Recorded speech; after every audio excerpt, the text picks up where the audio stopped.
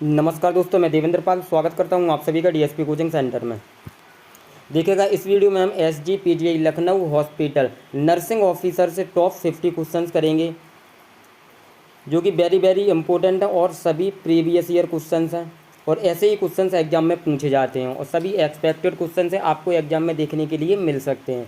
यानी इन 50 क्वेश्चंस में से 4 से 5 क्वेश्चंस आपको परीक्षा में देखने के लिए मिल सकते हैं, इसलिए आप वीडियो को शुरू से अंत तक देखिएगा और सभी क्वेश्चन अच्छे से याद करते जाइएगा। और इसका पीडीएफ आपको हमारे टेलीग्राम चैनल व्हाट्सअप ग्रुप पर मिल जाएगा, लिंक डिस्क्रिप्शन में दे रखा है, ज्वाइन कीजिए, पीडीएफ को डाउनलोड कीजिए और ये 50 क्वेश्चन अच्छे से रिवीजन कीजिए। और देखिएगा, कोशिश करेंगे हम कि नर्सिंग ऑफिसर की क्लास भी हम डेली लेकर आएँ, यानी डेली आपको 50 क्वेश्चन हम यहाँ पर कंप्लीट करवाने वाले हैं नर्सिंग ऑफिसर से। ठीक है, चलिए हम क्लास को स्टार्ट करते हैं। तो देखिएगा, क्वेश्चन नंबर फर्स्ट है, कैल्शियम के अवशोषण के लिए कौन सा विटामिन आवश्यक है? तो विटामिन डी, यानी ऑप्शन नंबर सी यहाँ पर करेक्ट आंसर होगा, याद रखेंगे सभी। एक बेहोश मरीज को एस्पिरेशन से बचाने के लिए सबसे अच्छी स्थिति कौन सी है? तो पार्श्व या रिकवरी पोजीशन, यानी लेटरल और recovery position. Option number D यहाँ पर करेक्ट आंसर रहेगा, याद रखेंगे सभी। चलिए देखते हैं question number third, what is the normal heart rate of a new born baby, यानी नवजात शिशु की सामान्य हृदय गति कितनी होती है?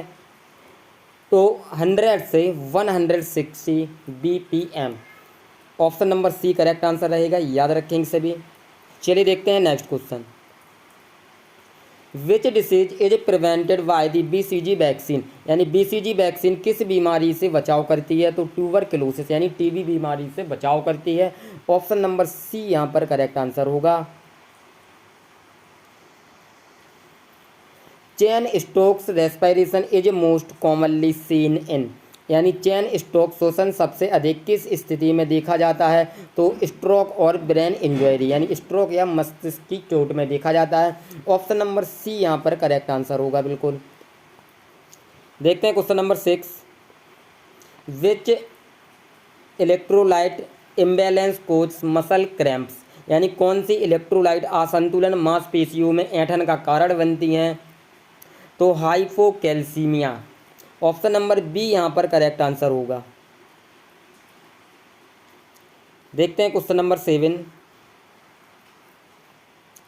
प्रसव की किस अवस्था में अपरा बाहर आता है, यानी प्लेसेंटा बाहर आता है? तो थर्ड, यानी तृतीय। ऑप्शन नंबर सी यहाँ पर करेक्ट आंसर होगा। What is the normal duration of lochia serosa, यानी लोचिया सेरोसा की सामान्य अवधि क्या है? तो 4 से 10 दिन, यानी ऑप्शन नंबर बी यहाँ पर करेक्ट आंसर रहेगा। देखते हैं क्वेश्चन नंबर 9, देखिएगा, निम्नलिखित में से कौन सा जीवित कमजोर किया गया टीका है? तो खसरा वैक्सीन, यानी इसको हम बोलते हैं मीसलेस वैक्सीन। ऑप्शन नंबर सी जो कि हमारा राइट आंसर रहेगा, बिल्कुल। वयस्कों में CPR के दौरान छाती दबाने और सांस देने का अनुपात क्या है? तो 30:2 है। Which instrument is use to visualise the cervix, तो यहाँ पर देखिएगा, गर्भाशय ग्रीवा को देखने के लिए कौन सा उपकरण उपयोग किया जाता है? तो स्पेकुलम उपयोग किया जाता है। ऑप्शन नंबर बी यहाँ पर करेक्ट आंसर होगा। क्वेश्चन नंबर 12, निम्नलिखित में से कौन सा एसेप्टिक तकनीक का सिद्धांत नहीं है? तो साफ वस्तुओं को स्टेरल वस्तु छू सकती हैं, यानी ऑप्शन नंबर ए इसका करेक्ट आंसर हो जाएगा। देखते हैं क्वेश्चन नंबर 13, देखिएगा, क्वासी ओरकोर किसकी कमी के कारण होता है? तो ये प्रोटीन की कमी के कारण होता है। ऑप्शन नंबर सी जो कि करेक्ट आंसर रहेगा हमारा। वयस्कों में सामान्य इंट्रामस्कुलर IM इंजेक्शन की साइट कौन सी है? तो gluteus Maximus.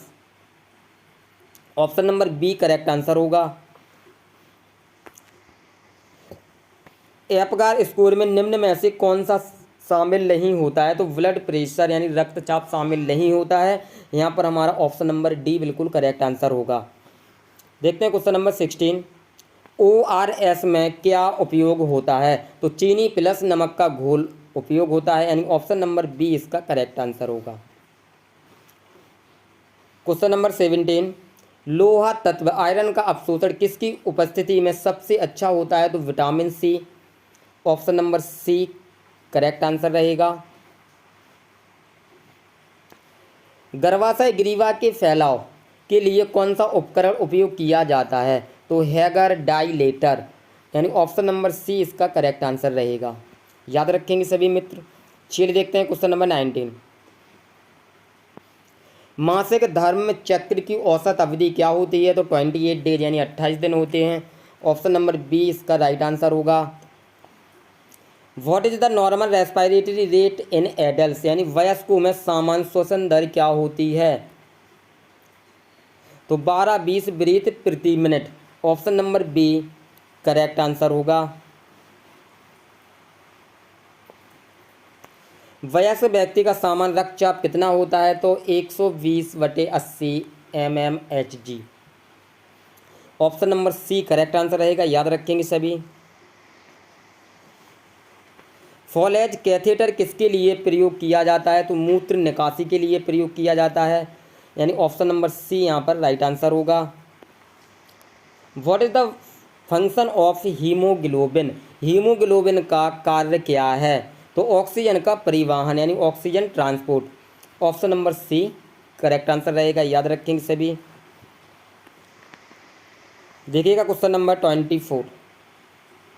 Which organ is most commonly affected in hepatitis, यानी हेपेटाइटिस में कौन सा अंग सबसे ज़्यादा प्रभावित होता है? तो यकृत यानी लीवर प्रभावित होता है, ऑप्शन नंबर सी यहाँ पर करेक्ट आंसर होगा।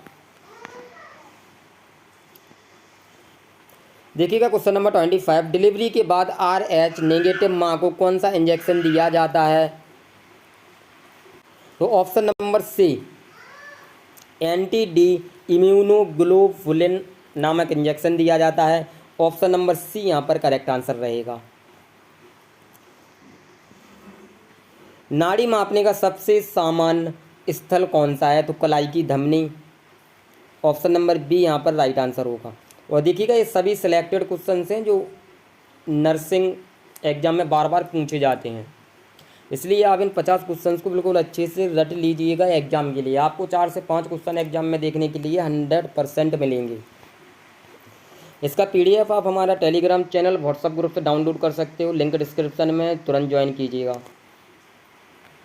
निम्नलिखित में से कौन वेरियर नर्सिंग का उदाहरण है? तो दस्ताने और मास्क का प्रयोग, यानी ऑप्शन नंबर बी यहाँ पर करेक्ट आंसर होगा।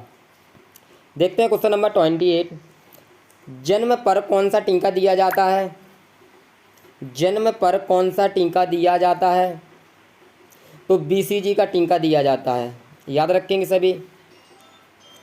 एनीमा देने के लिए कौन सी स्थिति का प्रयोग किया जाता है? लेफ्ट लैटरल सिम्स, यानी ऑप्शन नंबर डी यहाँ पर करेक्ट आंसर होगा।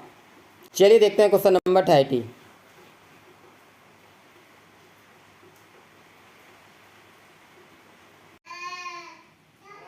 Which type of immunity is provided by vaccines, यानी टीके किस प्रकार की रोग प्रतिरोधक क्षमता प्रदान करते हैं? तो एक्टिव इम्यूनिटी यानी सक्रिय रोग प्रतिरोधकता, ऑप्शन नंबर ए यहाँ पर करेक्ट आंसर हो जाएगा। देखिएगा question number 31। What is the normal temperature of a healthy adult oral, यानी एक स्वस्थ वयस्क का सामान्य मुख्य तापमान कितना होता है? तो 98.6 डिग्री फ़ारेनहाइट में और 37 डिग्री सेल्सियस में होता है आपका, यानी ऑप्शन नंबर बी यहाँ पर करेक्ट आंसर रहेगा। चलिए देखते हैं हम नेक्स्ट। कोलोस्ट्रम किससे भरपूर होता है? कोलोस्ट्रम किससे भरपूर होता है? तो एंटीबॉडी से भरपूर होता है, यानी ऑप्शन नंबर सी यहाँ पर करेक्ट आंसर रहेगा।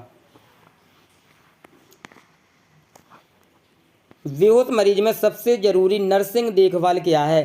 तो बेड सोर की रोकथाम, यानी ऑप्शन नंबर डी यहाँ पर करेक्ट आंसर रहेगा। गर्भ अवस्था की पुष्टि के लिए कौन सा परीक्षण किया जाता है? तो यूराइन HCG टेस्ट किया जाता है। एंड ऑप्शन नंबर सी यहाँ पर बिल्कुल का राइट आंसर होगा, याद रखेंगे सभी साथी। खसरे का इनक्यूबेशन पीरियड क्या है? तो 10 से 14 दिन का, यानी ऑप्शन नंबर सी यहाँ पर राइट आंसर होगा। चलिए देखते हैं next. What is the full form of ORS? ORS का पूरा नाम क्या है? तो ओरल रिहाइड्रेशन सॉल्यूशन, यानी ऑप्शन नंबर बी यहाँ पर राइट आंसर होगा।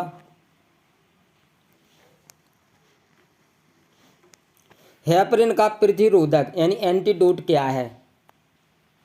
तो protamine sulphate, option number A यहाँ पर करेक्ट आंसर होगा। Question number 14,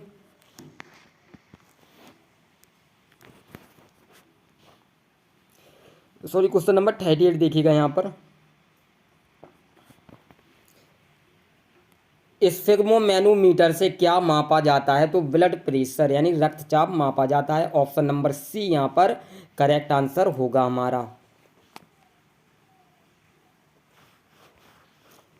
question number 40, oral गर्भ निरोधक गोलियों में मुख्य रूप से क्या होता है? ओरल गर्भ निरोधक गोलियों में मुख्य रूप से क्या होता है?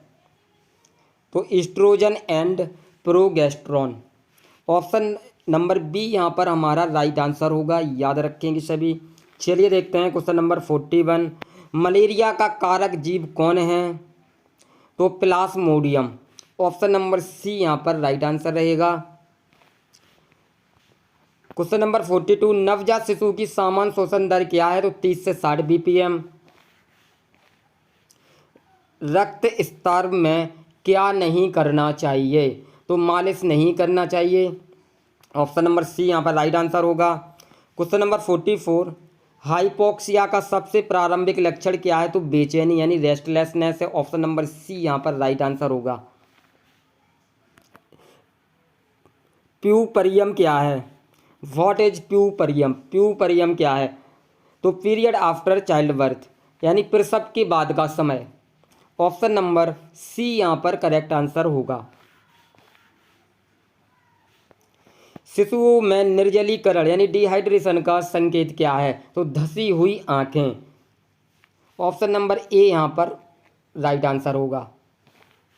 क्वेश्चन नंबर 47 देखिएगा, शिशुओं में IM इंजेक्शन की सबसे अच्छी साइट क्या है? तो वास्टस लैटरालिस, वास्टस लैटरालिस यानी ऑप्शन नंबर बी यहाँ पर राइट आंसर होगा। क्वेश्चन नंबर 48, निम्न में से कौन सा संक्रमण दूषित पानी से फैलता है? तो हैजा दूषित पानी से फैलता है, यानी ऑप्शन नंबर बी यहाँ पर राइट आंसर होगा। देखते हैं क्वेश्चन नंबर 49, नाल द्वारा कौन सा हार्मोन स्रावित होता है? तो HCG यानी ऑप्शन नंबर सी यहाँ पर हमारा राइट आंसर रहेगा। देखिएगा क्वेश्चन नंबर 50, ब्लड ट्रांसफ्यूजन से पहले कौन सा परीक्षण किया जाता है? तो देखिएगा sorry blood grouping and cross matching किया जाता है। ऑप्शन नंबर बी यहाँ पर राइट आंसर होगा।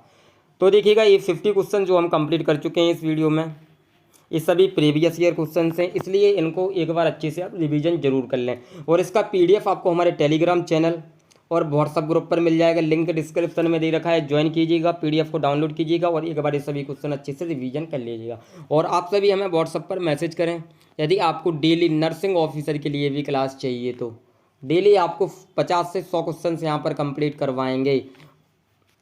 और बाकी का जो 40 नंबर का आएगा आपका, वो आपका हॉस्पिटल अटेंडेंट की जैसे कि हमारी क्लासेस चलती है उसमें आपका ये कवर हो जाएगा और आपको नोट्स भी प्रोवाइड करवा देंगे। तो आपका 40 नंबर यहाँ से कवर हो जाएगा और आप डेली क्लासेस लीजिएगा। तो यहाँ पर आपका जो नर्सिंग ऑफिसर से जो आपके क्वेश्चन आने हैं दैनिक आपके कोर सब्जेक्ट से, तो यहाँ पर वो आपका कवर हो जाएगा। चलिए अगर वीडियो अच्छी लगी तो वीडियो को लाइक शेयर कमेंट जरूर करें। चैनल पर नए हो चैनल को सब्सक्राइब कर लें ताकि आने वाली वीडियो को नोटिफिकेशन आप सभी को मिलता रहे। मिलते हैं नेक्स्ट वीडियो में। जय हिंद, जय भारत, बेस्ट ऑफ लक।